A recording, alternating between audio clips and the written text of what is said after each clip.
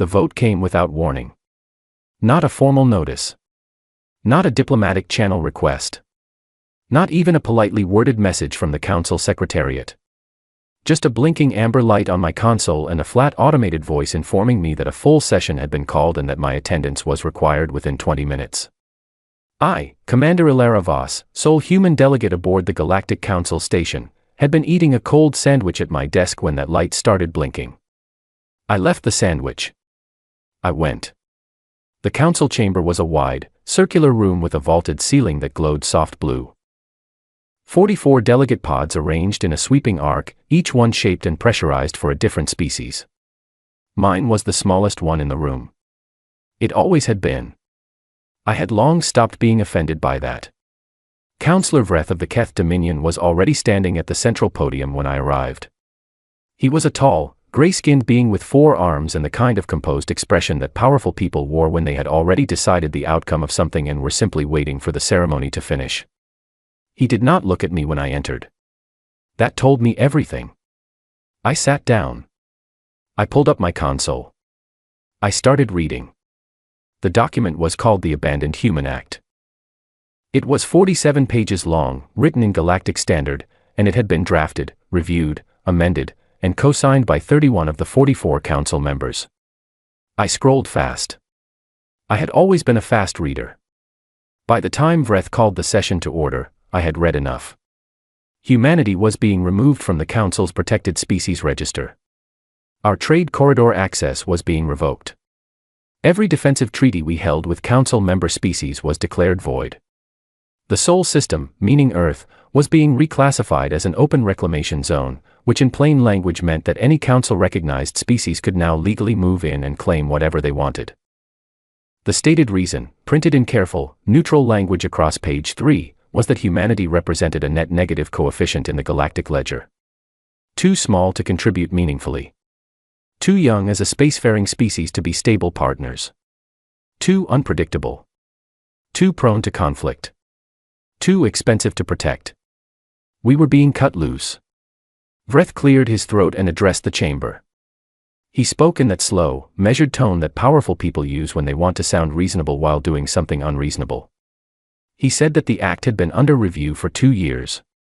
He said it was a matter of resource optimization. He said that the Council had a responsibility to its functioning members, and that maintaining the infrastructure necessary to integrate humanity had become a burden that no longer served the collective good. He said all of this without once looking at my pod. Around the chamber, delegates sat quietly. Some watched Vreth. Some watched their consoles. The delegate from Cirrus 4, a tall insectoid being called Councillor Leth, was writing something on a data pad. The delegate from the Phelan Republic, a round, copper-colored being called Councillor Mira, had her eyes closed. She was not sleeping. She was simply not watching. When Vreth finished, he asked if any delegate wished to speak before the vote. I raised my hand. Vreth looked at me for the first time since I had entered the room. He paused for just a fraction of a second too long before nodding. I stood up. I did not take notes. I did not clear my throat. I looked around the chamber slowly, making eye contact with every delegate who was willing to hold it.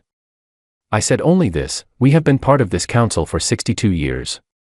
In that time, we have responded to 14 humanitarian crises without being asked. We have maintained the supply corridors through Sector 7 through 11 at our own cost. We have mediated 9 border disputes between council members who could not agree on a table shape, let alone a treaty. We have done all of this while being told, repeatedly, that we were the smallest voice in the room. I paused. You are not cutting us loose, I said. You are removing a weight you never actually had to carry. You will notice the difference when it is gone. I sat back down. Vreth called the vote. 31 in favor. 12 abstentions. 1 against. The 1 against was mine. The act passed. The chamber made a soft procedural chime. Several delegates began gathering their things. Councillor Leth went back to his data pad. Councillor Mira finally opened her eyes and stared at the ceiling. Vreth turned to me from the podium. He said, in a tone that was clearly meant to be kind, that this was not personal. That Earth would be given a standard transition period of 90 days before the reclamation designation became active. That humanity was welcome to petition for a re-evaluation in 50 years, once we had matured as a species. 50 years. I looked at him for a long moment. Then I looked around the room one more time. At the delegates who had not spoken. At the ones who had not even looked up. At the species that had eaten at our table and used our corridors and called on our mediation teams and signed our treaties. I picked up my console. I opened a channel to Earth. I did not encrypt it. I did not lower my voice. I said, clearly and calmly, so the entire chamber could hear, they cut us loose. Start the clock. Then I closed the channel, walked out of the chamber, and went back to my desk. The sandwich was still there. I finished it. Vreth sent me a message 40 minutes later. It said that my parting words had been, quote, unnecessarily dramatic, and that he hoped I would encourage Earth to cooperate with the transition process. I did not reply. I was already busy. The records office for the council station was 3 levels below the chamber. It was staffed by a single archivist, a quiet being called Counselor Vel, who was technically retired and technically not supposed to give me access to cross-species logistics data. Vel and I had eaten lunch together twice a week for 11 years. Vel handed me the access codes without being asked. I sat in that small room with 47 years of galactic trade data and started reading. Most humans, when threatened, make noise. They shout. They protest. They send strongly worded messages and hold emergency briefings and express outrage on every available channel. I had learned a long time ago that noise was what people made when they had no other options. I had other options. I read until the lights on the station cycled to their overnight setting. Then I kept reading. Because I had just been handed the most comprehensive map of what humanity was worth that had ever been assembled. And it was far bigger than the council knew. They had spent 2 years building a case that we were a burden. They had not spent a single hour calculating what it would cost them when we were gone. That was their mistake. And I intended to make sure they felt every single consequence of it. Start the clock, I had said. The clock had already started before I walked out of that chamber. It had started 40 years ago, when the first human engineer looked at the galactic infrastructure we were being slowly admitted into and quietly began preparing for the day we might be pushed out of it. We had never stopped preparing. Vreth thought he had ended something. He had only started a countdown. I poured a glass of water, set it beside the console, and kept working. Outside the station windows, the stars were the same as they had always been. Cold and distant and completely indifferent to the decisions made in small circular rooms by beings who believed that power was something you held, rather than something you built. I had never believed that. Not once. Not ever. And in approximately 18 hours, the Galactic Council was going to begin learning why. The first fleet came in 18 hours and 43 minutes. Not the Council's fleet. They did not send a fleet. They sent a legal notice and waited to see who moved first. The Yeth Consortium moved first. I was still in the records office when the proximity alert reached me through the station's public broadcast system. A calm synthetic voice announced that an unscheduled fleet had dropped out of faster-than-light travel at the outer boundary of the Sol system, approximately 200 million kilometers past the Oort cloud. 11 ships. 3 heavy haulers, 2 escort frigates, and 6 vessels classified as resource extraction platforms. They had not even waited for the 90-day transition period. The ink on the act was still processing through the legal registry. I noted the time, noted the fleet composition, and opened a channel to Earth. Admiral Claude Harris answered on the second tone. He was a broad-shouldered man in his late 50s with close-cropped gray hair and a habit of speaking very slowly when things were very serious. He was speaking slowly now. He said, "We see them." I said, "Patch me through to their lead ship. I want to hear how they open." Harris patched me through. There was a brief static hiss, and then a voice came through, speaking in galactic standard with the clipped, commercial precision of a trade captain who was confident in his legal standing. The voice identified itself as Captain Dreth of the Yeth Consortium Vessel Recovery 1. It said that the Yeth Consortium was exercising its legal right under the recently passed Abandoned Human Act to initiate a resource survey of the Sol system, beginning with the outer asteroid belt. It said that it expected Earth's government to acknowledge the legal validity of this action and to avoid interference. It then asked if there was anyone from Earth's administration available to confirm receipt of this declaration. Harris looked at me through the screen. I could see the muscle in his jaw working. I said, "Yes, Admiral. I think you should answer them." Harris turned back to his channel and said, very calmly, that he was Admiral Claude Harris of Earth's Unified Defense Command and that Earth acknowledged receipt of the declaration. He said that in the interest of clarity, he wanted to offer the Consortium one opportunity to stand down and return to their origin point before Earth's response was initiated. There was a pause on the Consortium's end. Then the captain said, with a tone that carried both amusement and impatience, that Earth had no legal treaty authority remaining and that any defensive action Earth took would be recorded as an act of aggression against a Council-recognized commercial entity. Harris said, "I understand." Then he closed the channel and looked at me. I said, "Proceed, Admiral. Remember what we discussed?" Harris nodded once. He turned to his operations team and gave the order. What happened next was not what the YETH Consortium expected. It was not what the Galactic Council expected either, because 6 of the Council's senior delegates were watching the situation through the station's long-range sensors when it happened, and I know this because Counselor Mira sent me a very short message 40 minutes later that said simply, "How?" The question was fair. Earth's defense grid had never been classified as a serious military threat. It was too spread out, too varied in design, and too obviously assembled from 100 different projects over 40 years to look like a coherent weapon system. The Council's military analysts had reviewed it twice and concluded that while Earth could probably defend its immediate orbital space, anything beyond the Moon's orbit was effectively undefended. That assessment had been accurate at the time it was written. It had simply not been updated in 11 years. When Harris gave his order, Earth did not fire a single projectile. Instead, 47 independently operated platforms, distributed across a volume of space roughly the size of a small nation, simultaneously activated a layered electromagnetic pulse architecture that had taken 14 years to design and position. It did not explode. It did not destroy. It was, at its core, an extraordinarily precise disruption system, developed by a team of engineers who had spent a decade studying exactly how galactic standard ship systems responded to specific frequency combinations. Every ship in the YETH fleet went dark within 4 minutes. Not damaged. Not destroyed. Simply stopped. Every drive, every weapon, every propulsion system, every communication array, every navigation computer. Offline. The ships were whole and intact. The crews were unharmed. They were simply, completely, unable to do anything at all. The heavy haulers drifted in a loose formation. The extraction platforms spun slowly on their axes. The escort frigates, whose pilots had clearly tried to perform emergency maneuvers, had turned sideways and stopped. It looked, from a distance, like someone had pressed pause on a very expensive piece of machinery. Harris gave the second order. 3 human rescue vessels, already positioned and waiting, moved out to meet the drifting fleet and establish towing connections. Within 90 minutes, all 11 YETH ships were being gently guided toward a stable orbital position above Earth's equator.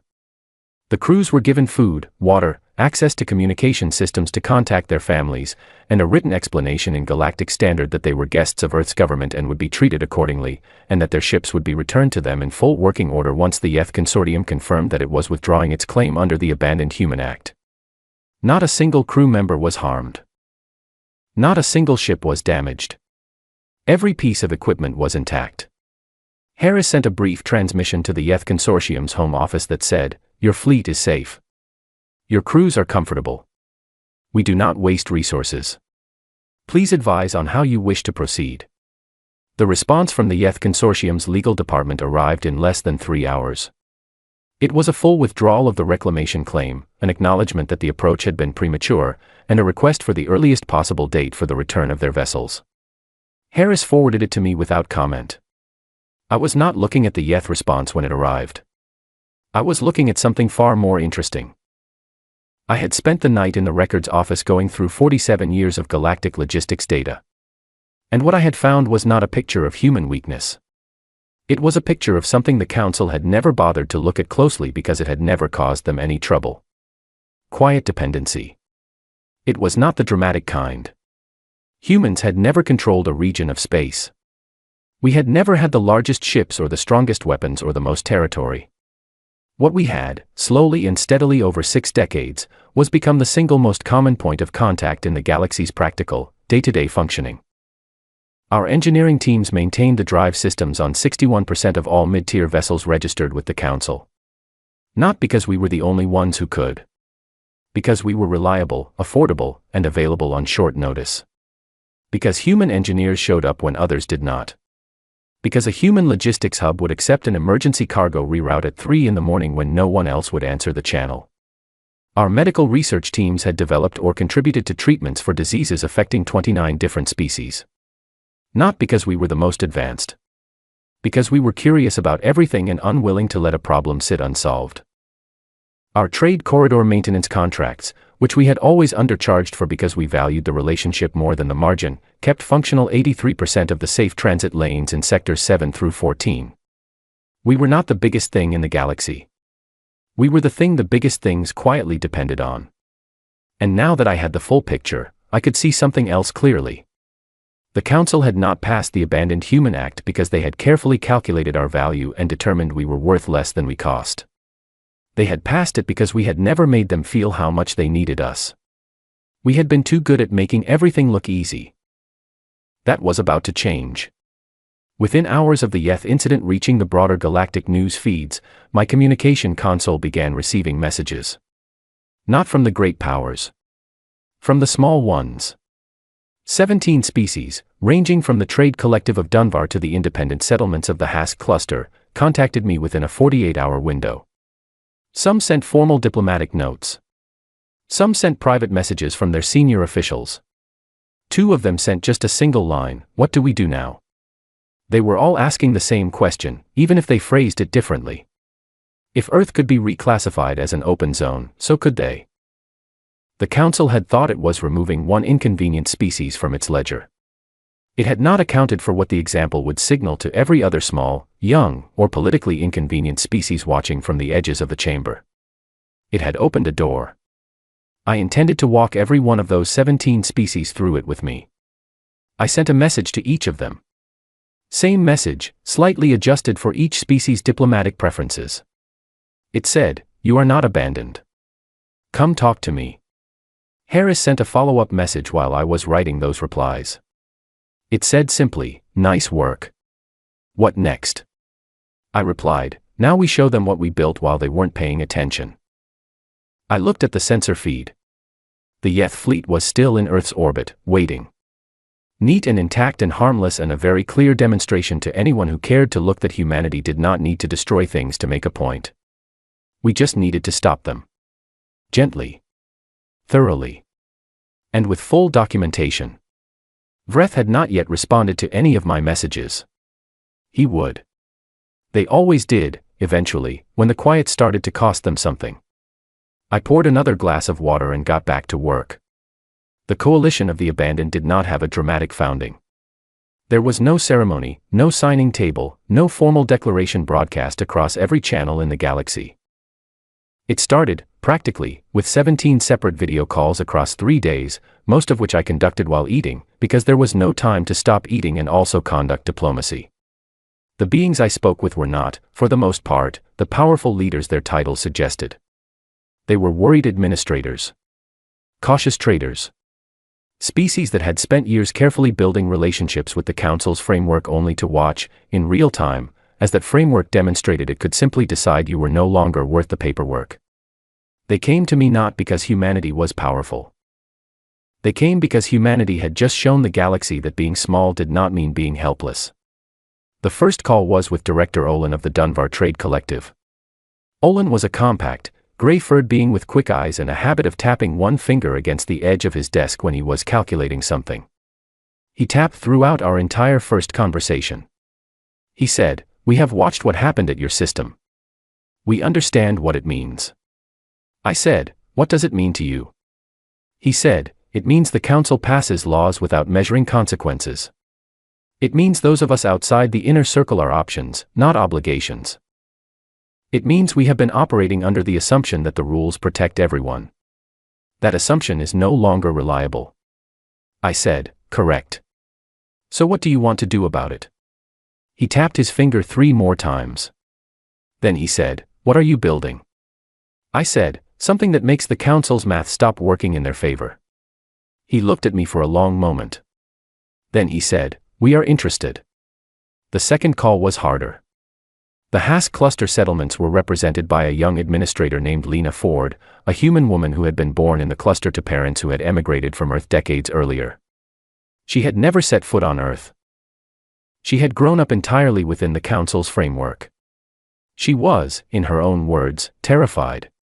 She said, I read the act. I read the whole thing. It says Earth. But the language in Section 12, the part about unstable species with insufficient strategic value, that language could apply to us. We are human. Technically. I said, yes. Technically. She said, does that mean we are next? I said, not if we move correctly. She said, what does that mean? I said, it means we stop asking the council to protect us and start building something that makes protecting us the obviously rational choice. Ford sat back in her chair. She looked young and exhausted and more clear-eyed than most people twice her age. She said, that sounds like a threat. I said, it is not a threat. It is an offer. There is a difference. A threat says do what I want or I will harm you. An offer says here is something that benefits both of us, and here is why not taking it will cost you. She thought about it. Then she said, I am in. I moved through the list. Call by call. Species by species. The Dunbar Collective, the Hask settlements, the Orith manufacturing guilds, the Pellin research communities, the Vesk agricultural union. Small. Careful. Quiet. All of them sharing the same underlying fear and the same underlying question. By the end of day 3, I had 17 confirmed participants. By the end of day 4, I had 21. I called them the Infrastructure Coalition. Not a military alliance. The word military would have sent half of them out of the room immediately, and honestly it was the wrong frame. We were not building an army. We were building a network. The genius of it, if I am allowed to call it that, was not my idea. It was the product of 40 years of human economic thinking by people who had seen this possibility coming long before I was in this chair. Here was the reality that my night in the records office had shown me clearly. The Galactic Council ran on a framework of large, impressive, well-documented systems. Great shipyards. Enormous starbases. Massive political institutions with centuries of tradition. But those systems ran on 1,000 smaller ones that no one wrote reports about. The repair depots. The independent logistics hubs. The freelance medical researchers. The corridor maintenance contractors. The small batch pharmaceutical suppliers. The emergency response networks that could reach a crisis point in 48 hours because they had regional staging areas no one had formally registered with the Council's infrastructure office. 61% of those smaller systems were operated by humans or by species with deep human operational partnerships. And the other 39% were almost entirely operated by the 21 species now sitting in my coalition. The Council had built a beautiful, expensive, impressive structure. And they had quietly hired out the foundations to us. I called a full coalition meeting on the morning of the 4th day. All 21 parties present. I put the infrastructure dependency map on the shared screen. It took me about 90 seconds to walk them through it. The room, so to speak, went very quiet. Director Olin's finger had stopped tapping. Lena Ford was leaning forward with both hands flat on her desk. The Orith Guild representative, a tall crystalline being called Administrator Rel, had all 4 of its visual receptors focused on the screen in a way that suggested genuine surprise. I said, this is not a map of power. Power is what the Council has. This is a map of function. Of what actually keeps things running, day to day, ship to ship, station to station. And it turns out that function runs through us. I let them look at it for a moment longer. Then I said, the Council voted to abandon us because they did not see us clearly. They looked at the chamber and counted who had the largest ships and the most territory. They did not look at the corridor maintenance logs. They did not read the emergency response deployment records. They did not calculate what happens to 61% of mid-tier vessel operations when the contracts that support them are voided. I said, we are going to show them. I was not proposing sabotage.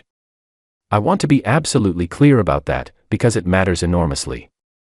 I was not proposing that we cut services, or pull contracts, or leave ships stranded, or stop responding to emergencies. Harming innocent people, harming crews who had nothing to do with the council vote, was not something I was willing to do. It was not something any member of the coalition was willing to do either. What I was proposing was documentation.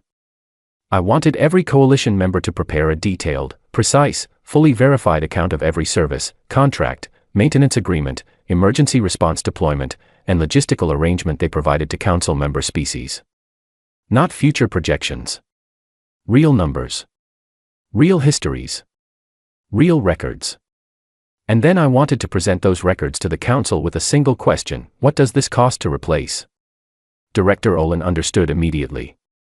He said, you are going to make them calculate what they are actually spending. I said, I am going to make them calculate what they would have to spend. Lena Ford said, and if they cannot replace it? I said, then they will know, officially and on the record, that the Abandoned Human Act has a price tag. And they will have to decide whether they want to pay it or reverse it. The coalition spent the next 48 hours pulling records. 21 species, hundreds of representatives, going through decades of operational data and assembling it into a single document. It was the most thorough accounting of practical galactic infrastructure ever compiled, and it was compiled in 2 days because everyone in the coalition was highly motivated. The final document was 912 pages long. It covered services rendered, emergencies responded to, systems maintained, and crises prevented, across 84 different council-recognized species and 417 separate operational systems. At the bottom of page 1, I had added a single line. It said, approximate replacement cost at current council contractor rates, 417 trillion standard credits per galactic year. I sent it to Vreth with a cover letter that was 3 sentences long. It said, I hope this provides useful context for the council's resource optimization calculations. We remain committed to the welfare of all species. We look forward to your response. Vreth read it. I know he read it because his read receipt came back in under 8 minutes. He did not respond immediately.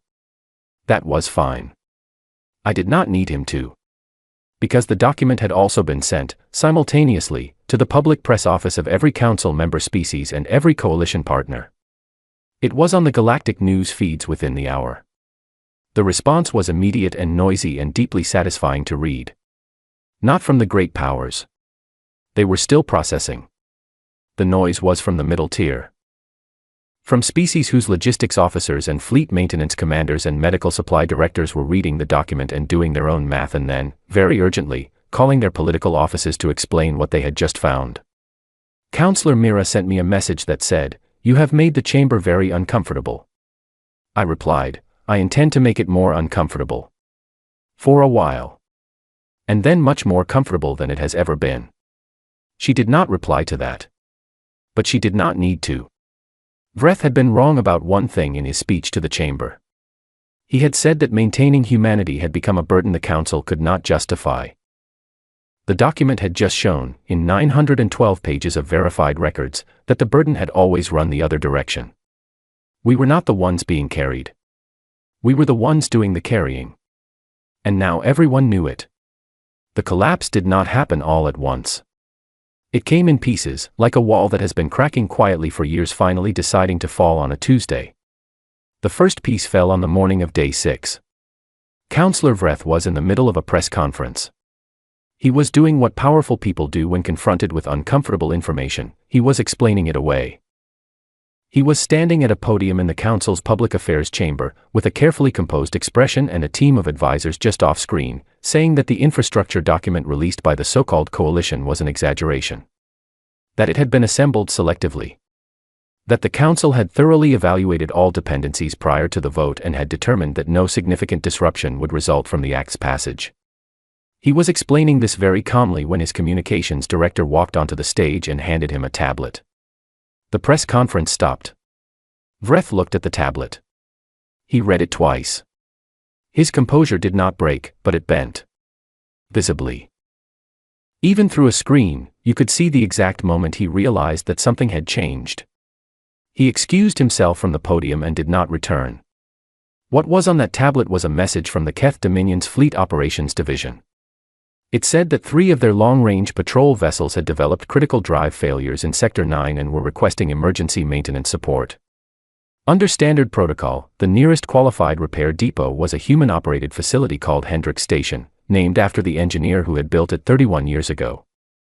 That facility had, upon receiving the Council's official notification that human trade corridor access was revoked, updated its service terms in accordance with the new legal framework.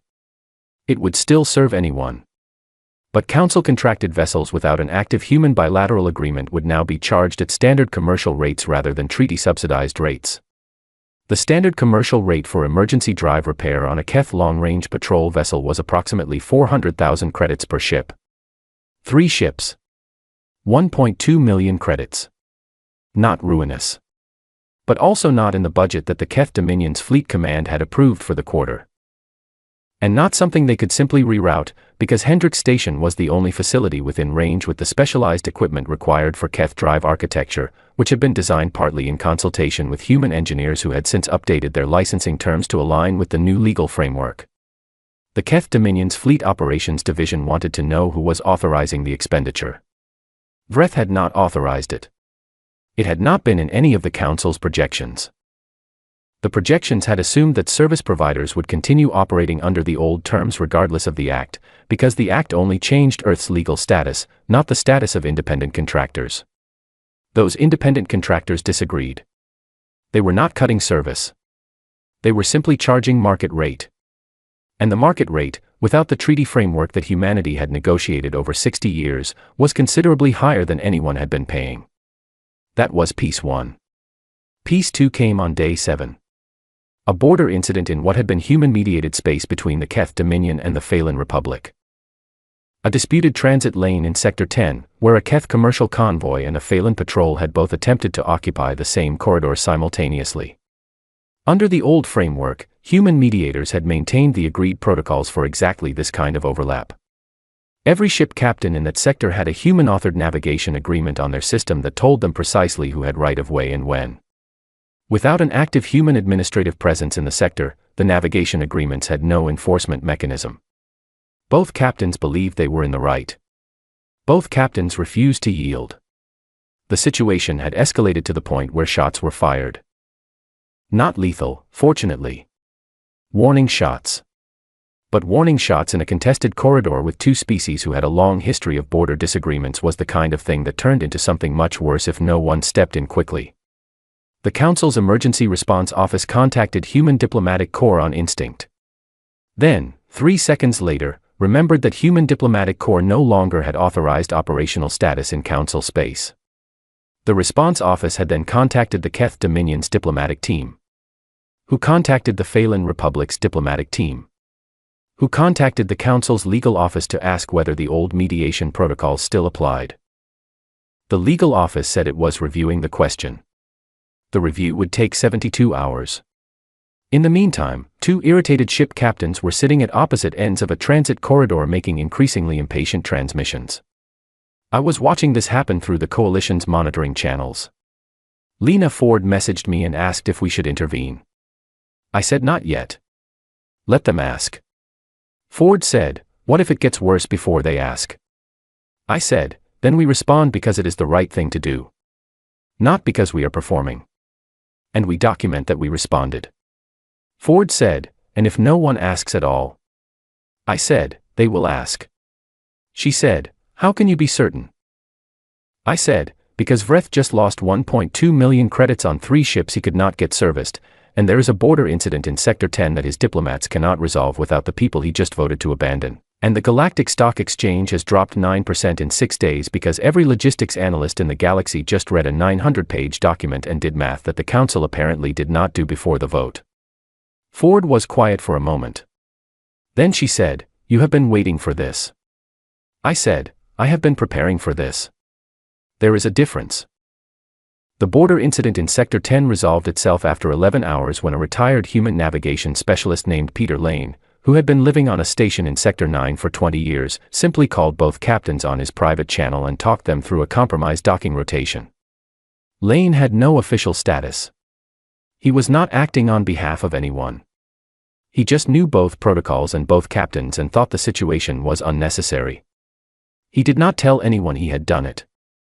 He went back to his dinner. I heard about it through the coalition monitoring system. I made a note in the documentation file. Piece 3 came on day 9. The Sirius 4 outbreak.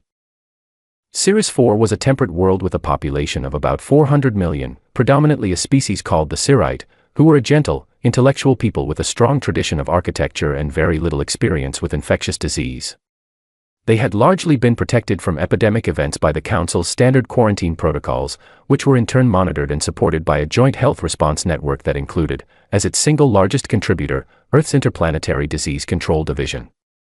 Earth's Interplanetary Disease Control Division had, as of the Act's passage, no legal operating authority in Council space. The pathogen that appeared on Sirius 4 on day 9 was not new. It had been catalogued. Earth's division had developed a containment protocol for it 17 years earlier following an outbreak on a different world. The protocol was not complicated. It required specific equipment, specific personnel, and the willingness to enter a high-risk environment quickly and without extended preparation time. The Council's response office had 3 other organizations on its emergency health response list. 2 of them contacted back within 4 hours to say they did not have personnel trained in the specific containment protocol. One of them said their nearest team was 14 days away. By the time the Council's response office had processed all of this, 412 Sirites had been confirmed infected and the number was rising. Councillor Leth, who represented a species closely related to the Sirite and who had been one of the 31 who voted for the Act, called me directly. He did not begin with pleasantries. He said, "You know about Sirius 4?" I said, "Yes." He said, "You know we need the division's containment team." I said, "Yes." He said, "The Act prevents us from formally requesting it through the Council framework." I said, "Yes." There was a pause. Leth was not, by nature, a humble being. He had centuries of institutional history and diplomatic tradition behind him that made humility feel like an unusual posture. I could hear him finding it. He said, "Is there another channel?" I said, "There is a volunteer team. 12 people. Already staged and ready. They can be on Sirius 4 in 31 hours. Leth said, "Staged? You staged them before I called?" I said, "I staged them the day the Act passed." He was quiet for a moment. Then he said, "Why?" I said, "Because 400 million people live on Sirius 4. And they had nothing to do with the vote." Leth processed this. Then he said, "What do you want in return?" I said, "Nothing. Go authorize the landing clearance. We will handle the rest." The team landed on Sirius 4 30 hours and 14 minutes later. They were 12 volunteers with full containment gear, the correct pharmaceutical compounds, and a 20-year-old protocol that worked exactly as designed. The outbreak was contained in 11 days. The final infected count was 6,308. Deaths, 0. Earth asked for nothing in return. The team returned to their staging station, filed their reports, and went home. The Galactic news feeds ran the story for 3 straight days. Vreth sent me no messages during this period. He was, according to the Council station's internal communications logs that Councillor Vell continued to quietly share with me, in an extended series of closed meetings with the Council's legal and economic advisory committees. I knew what they were calculating. I could have told them the answer, but it was better for them to arrive at it themselves. The Abandoned Human Act had passed because the Council believed that removing us would simplify their ledger. The ledger had not simplified. It had become a document full of costs that had not previously appeared because we had been absorbing them quietly, efficiently, without complaint, for 62 years. The point was not that humanity was indispensable. No single species is truly indispensable. The point was that the Council had made a decision without understanding the system they were operating within. They had thought they were cutting a line item from a budget. They had actually been cutting a structural support from a building that was now creaking in several places simultaneously. I spent the 3 weeks after Cirrus 4 working with the coalition on the full formal proposal. It was not a demand. I was careful about that. A demand creates resistance. A proposal creates a conversation. And what I wanted was a conversation, because conversations left room for the other person to convince themselves that the conclusion was their own idea. The proposal laid out 3 things. First, a restructured infrastructure partnership agreement between the coalition and the council, formally recognizing the operational role of coalition members in galactic logistics, medical response, and corridor maintenance. Not a favor. A contract. With rates, terms, and protections that reflected the actual market value of the services being provided. Second, a revision to the reclamation zone classification system, requiring that any designation of a species' home territory as open territory must first go through a full dependency impact review, to ensure that the Council understood what systems would be affected before it made any more decisions based on incomplete information. Third, permanent representation for coalition member species on the Council's infrastructure and logistics committees, with actual voting rights, not advisory status. It was not a small ask. I knew that. But I also knew that the Council had just spent 3 weeks watching what the world looked like without the things the coalition provided, and the view had not been comfortable. I sent the proposal to all 44 Council members simultaneously. Not just to Vreth. To all of them. Then I waited. Day 22. A message from Councillor Mira. It said, privately, and not for the record, I want to tell you that several members of the chamber are taking this proposal seriously. Vreth is not the council. There are other voices. I said, I know. I was counting on them. Mira said, you knew who would shift. I said, I knew which ones were practical. Practical people respond to practical documents. The proposal is a practical document. Mira said, and the ones who are not practical. I said, we'll do the math eventually. Day 24. Director Olin messaged the coalition group channel with a single line, the Orith Guilds just received a formal inquiry from a Keth Dominion logistics company asking whether we would be interested in a direct service partnership outside the council framework. I replied, tell them we will consider it once the council vote is complete. Olin replied, you are using us as leverage. I replied, I am using the situation as leverage. You are benefiting from it the same as I am. The difference is I was honest about that from the beginning. Olin sent a single character back. It was the Dunvar equivalent of a smile. Day 26. Lena Ford called me from the Hask cluster. She looked tired and energized at the same time, the particular look of someone who has been working very hard on something that matters. She said, I have been thinking about what you said. About the difference between a threat and an offer. I said, and? She said, I think the council is learning that difference right now. I said, what makes you say that? She said, because Vretha's office just asked my administrator for a private meeting. I said, do not go to that meeting. Ford looked surprised. She said, why not? I said, because if Vreth wants to speak with you privately, before a formal response, it means he is trying to find a way to resolve this quietly, without going through the full proposal process. A quiet resolution protects him. A full proposal process protects you. Do not accept a quiet resolution. Ford thought about it. Then she said, you have done this before. I said, I have studied enough history to recognize the pattern.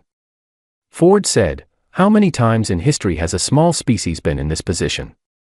I said, more than you would expect. Fewer than there should have been. She nodded. Then she said, all right.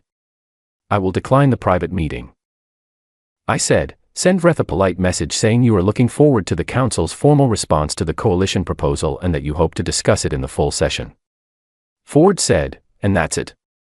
I said, that is everything. The wall finished falling on day 29. Not with a dramatic crack. With a calendar notice. A formal session of the Galactic Council had been scheduled for day 31. The agenda item was listed simply as, Review of the Abandoned Human Act, Second Consideration. Second consideration.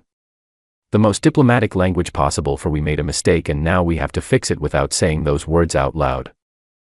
I sat back in my chair in the small office I had borrowed on the station. Outside the window, the Sector 9 stars burned quietly. Somewhere out there, Hendrix Station was still charging market rates. The Haas cluster was still running. Sirius 4 was healthy. Peter Lane had probably made himself another dinner. Harris sent me a message. The Yeth Consortium sent a thank you note for the return of their ships. Apparently the catering during their stay on Earth was exceptional. I sent back, noted. Remind me to thank whoever ordered the food. I read the coalition's message board for a while. 21 species, hundreds of representatives, all quietly excited and quietly anxious and all asking the same question in different ways. Do you think it will work? I did not answer that publicly. Instead I wrote a short message to the full group that said, show up to the session. Look calm. Do not negotiate in the hallways before the meeting. Everything happens in the room. Then I closed my console and went to sleep. For the first time in 30 days, I slept a full 8 hours. The session was called for the morning cycle, Galactic Station time. I arrived early. Not dramatically early. Just early enough to choose my seat and arrange my materials and be already settled and calm when the other delegates began filing in. This is a small thing, but it matters. Who is settled when others arrive communicates something. It says, I have been waiting. I am not rushed. I am comfortable here. Vreth arrived 12 minutes before the session opened. He glanced at me when he entered. I gave him a professional nod. He returned it. We had not spoken privately since the act had passed. I did not intend to change that before the session began. The chamber filled slowly. Some delegates carried the slightly heightened energy of people who had been debating something intensely for days and were arriving to the moment when debate had to become decision. Counselor Mira sat 2 pods away from me and did not speak, but when she sat down she gave me a small, deliberate nod that said more than most speeches. Counselor Leth arrived last. He was one of the 31 who had voted for the act. He sat down across the chamber from me and looked at the table. He did not look up. Vreth called the session to order. He did not begin with the proposal. He began with what I had expected, a brief, formal accounting of events since the act's passage. He described the Yeth incident as an unauthorized commercial action that had been resolved without significant incident. He described the border situation in Sector 10 as a routine navigation dispute.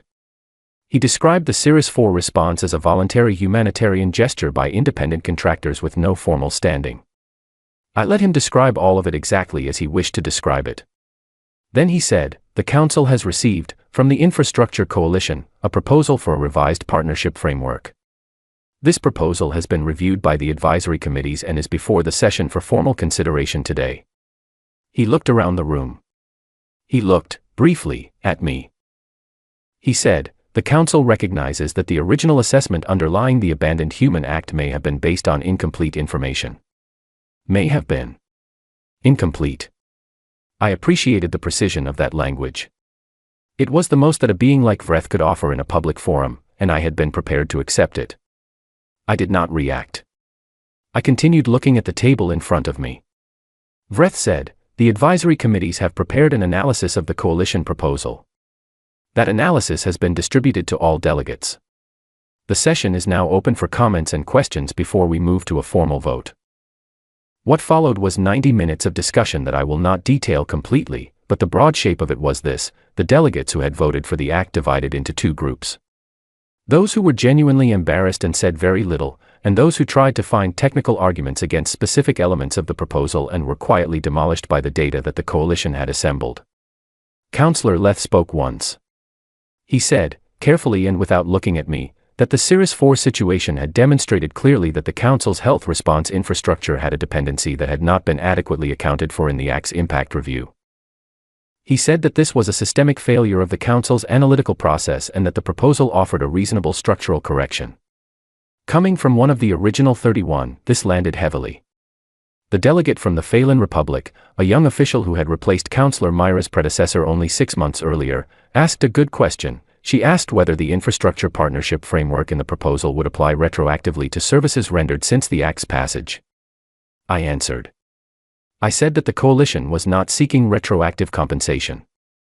We were seeking a foundation for a different kind of relationship going forward. A relationship built on documented value and mutual recognition rather than informal dependency and institutional invisibility. The delegate wrote something down. 2 other delegates asked technical questions about the reclamation zone review process. I had prepared answers to both. They were satisfied. Then Vreth asked if there were any remaining objections. The chamber was quiet for a moment. Not an empty quiet. A deliberate one, the kind where people are deciding whether they want to be the one who stands between the room and its conclusion. No one spoke. Vreth said, "The session will move to a formal vote on the Infrastructure Coalition's proposal." He did not add any editorial. He simply called the vote. I watched the board as the responses came in. One by one. 31, 32, 33. I counted without visibly counting. I had done the math already. I knew which delegates were certain, which were likely, which were possible. I had been preparing for this vote for 30 days. 44 yes votes. 0 abstentions. 0 against. It was unanimous. I looked at the board for a moment. Then I looked at my hands on the table. Then I looked up. Vreth announced the result in the standard formulaic language. The Infrastructure Coalition's proposal was accepted. The Abandoned Human Act was formally repealed. The revised partnership framework would be submitted to the legal registry for official encoding within 30 days. Coalition member species would receive their formal certification documents by the end of the station week. He said all of this in the flat, professional tone of a being performing a function. There was no moment of acknowledgement. No admission. No particular expression. I did not need one. After the session officially closed and delegates began leaving, I stayed in my seat. Director Olin sent me a message through the coalition channel that said simply, "Well done." Lena Ford sent one that said, "I cannot believe that actually worked." Harris sent one that said, "Drinks are on me. Next time you are on Earth." I replied to Ford, "It always had a chance of working. That is why we built it to work." I replied to Harris, "Hold me to that." Counselor Mira stopped beside my pod on her way out. She was one of the 12 who had abstained on the original vote. She stood for a moment, and then she said, quietly, "You never threatened anyone." I said, "No." She said, "I was watching for it. I expected it." The Yeth incident. The border situation. The Cirrus response. I kept waiting for the moment you turned it into leverage. I said, "It was leverage." The difference is leverage does not have to look like a weapon. Mira considered this. Then she said, "Where did you learn that?" I said, "From 62 years of being the smallest voice in the room. You learn to be precise when you cannot afford to be loud." She nodded. She left. I sat in the empty chamber for a few minutes longer. The blue ceiling glow cycled slowly, the way it did when sessions were over and the environmental systems were recalibrating. The pods were all empty. The screens were dark. The great circular room was just a room. I thought about the 47 years of logistics data I had read in the records office on that first night. All those charts, all those corridors, all those contracts. All that quiet, unrecorded labor. All those ships that got repaired and all those outbreaks that got contained and all those border disputes that got resolved before they became wars. None of it was in the Council's impact assessment. It was in the records, if you knew where to look. But no one had looked, because why would you look for something you had never been asked to account for? Humanity had spent 62 years being useful without making it visible. We had believed, somewhere in the back of our collective thinking, that doing good work was enough. That the work would speak for itself. The work did not speak for itself.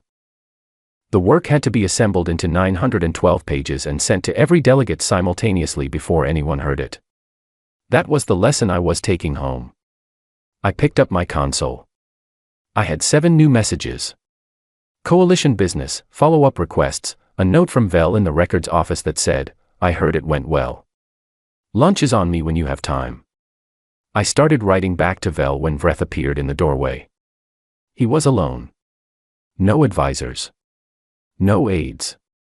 Just him, standing in the entrance to the chamber, looking at me across the rows of empty pods with an expression that I had not seen on his face before. It was not an apology. I had not expected an apology. Vreth was the kind of being for whom apology was a private, internal transaction that he would conduct at some point when he was alone with the accounting of his own decisions. That was his process. I was not going to wait for it. But he said something. He said, "You were ready for this." I said, "Yes." He said, "Before the vote." I said, "Long before the vote." He was quiet for a moment. Then he said, "We did not know that." I said, "I know." He said, "We should have known that." I said, "Yes."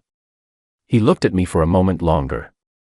Then he said, "The act was passed on the conclusion that humanity was a net negative coefficient in the galactic ledger." I said, "I remember."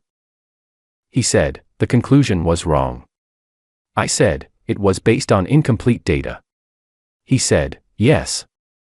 It was based on incomplete data." He stood there for another second or two.